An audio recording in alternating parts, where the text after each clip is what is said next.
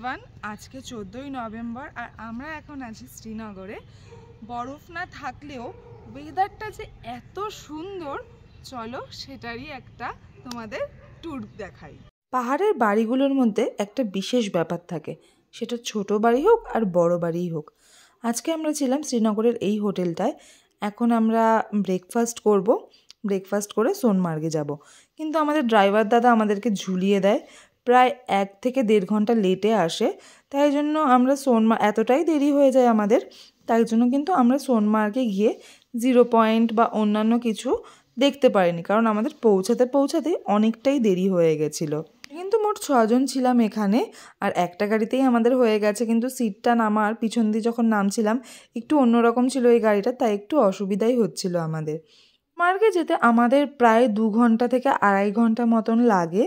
তারপরে গিয়ে আমরা কিন্তু সোনমার্গে পৌঁছাই, আর ওখানের কিছু কিছু জিনিস আমি তোমাদের সাথে শেয়ার করছি। সোনমার্গে নামার পর কিন্তু ওখানে যারা থাকে তারা কিন্তু খুব পরিমাণে তোমাদেরকে বিরক্ত করবে, যেটা সবসময় হয়। আর সে দেখো এখানে গাড়ি থাকে, গাড়িওয়ালারাও তোমাদেরকে বলবে বারবার 0 পয়েন্টে নিয়ে যাব, আর অনেক অনেক টাকা বলবে। তা সেইটা কিন্তু অবশ্যই তোমাদের বার্গেন কিন্তু করে নিতে হবে। আমাদের জজিলা পাসে যাওয়ার মতো টাইমিং ছিল না, তাই আমরা জজিলা পাসে যাইনি। তাই এখানেই পাহাড়টাই আমরা ঘুরে দেখবো বলে ঠিক করি। আর মাসিরা যেহেতু ঘোড়াতে উঠতে পারবে না, তাই আমরা কিন্তু ঘোড়াটাও হায়ার করিনি, আমরা হেঁটে হেঁটেই গ্লেশিয়ার্স অবধি যাচ্ছিলাম।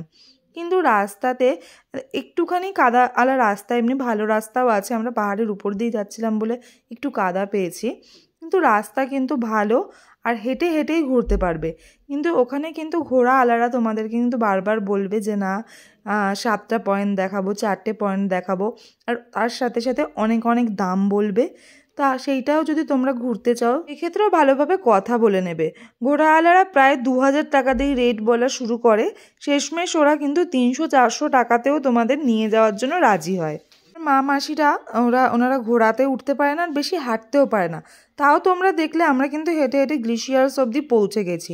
তাহলে বুঝতেই পারছো যে কতটা হাঁটাতে তোমরা পৌঁছাতে পারবে।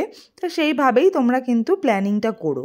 আমাদের ঘোরাঘুরি প্রায় 5টার মধ্যে হয়ে যায়, কারণ আমরা তো বেশি ঘুরিনি। তারপরে আমরা বাড়ির দিকে মানে শ্রীনগরের দিকে ফিরছিলাম। ফিরতে ফিরতে আমরা লাঞ্চ করার জন্য দাঁড়াই, আর লাঞ্চ করতে একটু দেরিই হয়ে গেছিলো। আর ঘুরতে আসলে এরকম হয়, সেটা নিয়ে কোনো ভাবার ব্যাপার নেই। তা আমরা ম্যাগি নিয়েছিলাম, আর মাসি পরোটা নিয়েছিল। তার মধ্যে রেস্টুরেন্টে কারেন্টও চলে গেছিলো, তা কারেন্টটা তাড়াতাড়ি চলে এসেছিলো, অতটা সমস্যা হয়নি। তারপরে শ্রীনগর ঢুকতে ঢুকতে আমাদের 8টা বেজে যায়। আমরা 8টার মধ্যে আবার হোটেলে চলে আসি সবাই। তোমরা যারা যারা আসছো সোনমার্গে গেলে এই জিনিসগুলো একটু খেয়াল করে নিও, তাহলে দেখবে আর কোনো অসুবিধা হবে না। পরে ঘরে এসে আমি আর মিথুন একটু হাঁটতে বেরিয়েছিলাম। হাঁটতে বেরিয়ে দেখলাম কাবাব হচ্ছে, তা ভাবলাম কাশ্মীরের কাবাব একটু টেস্ট করে দেখি। তা টেস্ট করে দেখাতে তো খুবই ভালো লাগলো। কাবাবের সাথে ওনারা কিন্তু রুটিও দিয়েছিল, দেখতেই পাচ্ছ তোমরা। আর টেস্টটা কিন্তু খুবই ভালো ছিল, আরও গরম গরম ছিল। তো শীতের সময় গরম গরম যে কোনো খাবারই তো অমৃতর মতন লাগে। তা ওইটা খেয়ে আমরা ডিনার করে নিলাম। আমরা যে ভাত খেয়েছিল, ভাত যে রুটি সব কিছুই ছিল।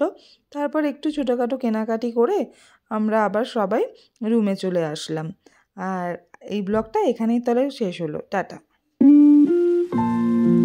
हेलो भैया, आपका होटल में तो ठहरे हैं 2 दिन के लिए। हमें तो बहुत ही अच्छा लगा, और हाँ आपसे कोई कांटेक्ट करना चाहे तो कैसे करें, और आपका लोकेशन क्या है? लोकेशन डलगेट है हमारा, मेन डलगेट, कोहनाखंड डलगेट। कोई कांटेक्ट करना चाहे तो हमारे होटल का नाम निधूर है, तो हमारा नंबर भी है ऑनलाइन, हम आपको नंबर भी दे देंगे 9906 228844। तो आप उस पर हमें कांटेक्ट कर सकते हैं इजी, किसी भी टाइम और सब सीजन में ही आपका होटल अवेलेबल है। थैंक यू भैया।